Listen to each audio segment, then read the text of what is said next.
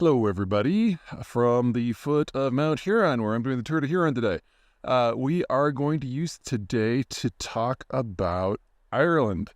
Ireland is a country that, historically speaking, has had kind of a raw deal. It's at the far northwestern extremes of Europe, has a relatively crappy climate, and the inability to support a large population. So cultural development has been somewhat stunted. That's part of why the food is so bad. Also, the climate has hurt that because you can't grow too many things. But the biggest problem is it's on the wrong side of Great Britain from the rest of Europe. So its future has always been determined by its relationship with London and London's relationship with the wider world. Now, since 1973, when the Brits decided to be good Europeans, that changed dramatically because all of a sudden Ireland could join the EU at the same time and become a bridge of sorts between the United States and the European Union, between the United Kingdom and the European Union, between the United States and the UK direct.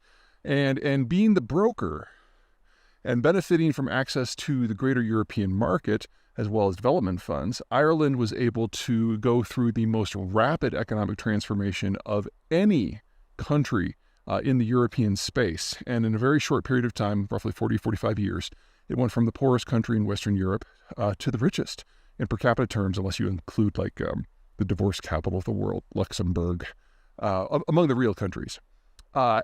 This was amazing.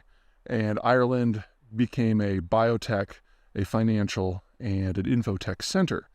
However, all of the same problems and evolutions that are causing countries and states and provinces the world over to kind of reassess have come for Ireland too. Number one, when you go through very, very rapid economic development, the population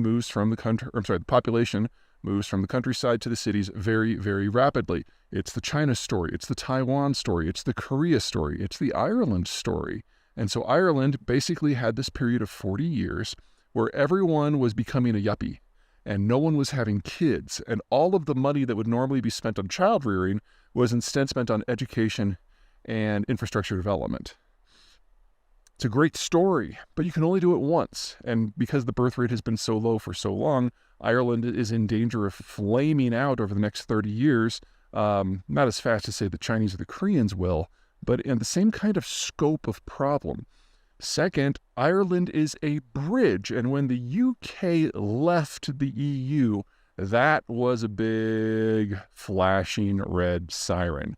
Because if the UK is going to negotiate its own deals, then it's going to have independent access to all of these places. And all of a sudden, the bridge that is Ireland doesn't matter so much.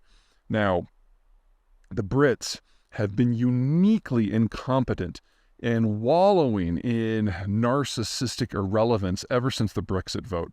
They've refused to admit that the only path forward for them is a crippling deal with the United States that will give them access to the NAFTA system, but at the cost of any sort of economic sovereignty. Until they accept that, Ireland is still the bridge. And so we're kind of in bonus time. We're kind of in a grace period right now. But sooner or later, the Brits are going to bite the bullet, do what they need to do, and then everything that has made Ireland special from a geopolitical point of view goes away almost overnight. And then they are left with a relatively childless society that has access to the EU, but no longer qualifies for development funds, and no longer serves as a bridge to anywhere, and is simply physically too far removed to matter economically unless they can find a way to go up the value-added scale very, very quickly. Now, the Koreans have shown that that is possible. The question is whether it's sustainable when you don't have a replacement generation. And then finally, there's the capital issue. As everyone ages into mass retirement, the volume of capital that we've become used to seeing for the last 30 years goes away. And for a country that's small like Ireland that has to import most of its capital anyway, that really is the kiss of death. So Ireland, like many other places, needs to reinvent itself. It needs to find a fundamentally new model because the one that they followed very successfully for the last half century is gone. The question is whether they can do that in an environment of demographic degradation and breaking trade links. Oh, I talked about the economic. I forgot the strategic. That's one of Colorado's 6 grizzly peaks behind me. Ireland only has strategic options as London allows. And in the post-1973 era, when the Brits have been European and, for the most part of the EU, that's been wonderful. That's not the case anymore. sooner or later, the Brits are going to start acting like Brits again. And when that happens, the strategic options that Ireland have are going to shrivel to two. Number one, they can attempt to exist in direct hostile opposition, in which case the Brits will treat them like they have through most of history.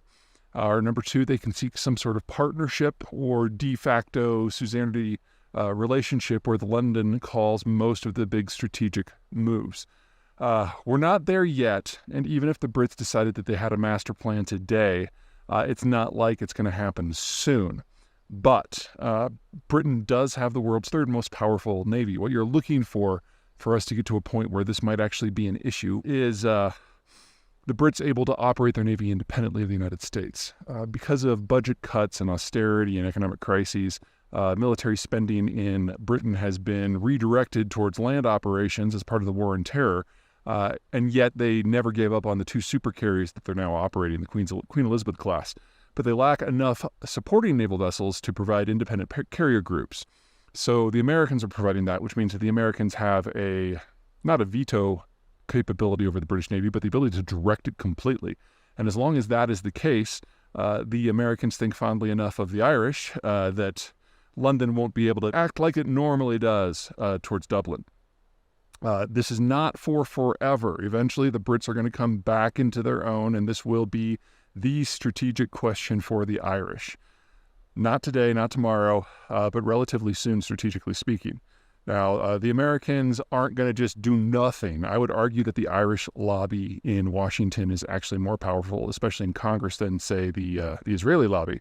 But Ireland is just not a top-tier issue for us so long as the Brits are allies, and they are, and that's not going to change. So over the course of the next generation, the Irish need to come up with a fundamentally new economic model and make their peace with the Brits one way or the other. And now that I've pissed off half of my genetic forebearers, I'm going to go climb a mountain. Take care.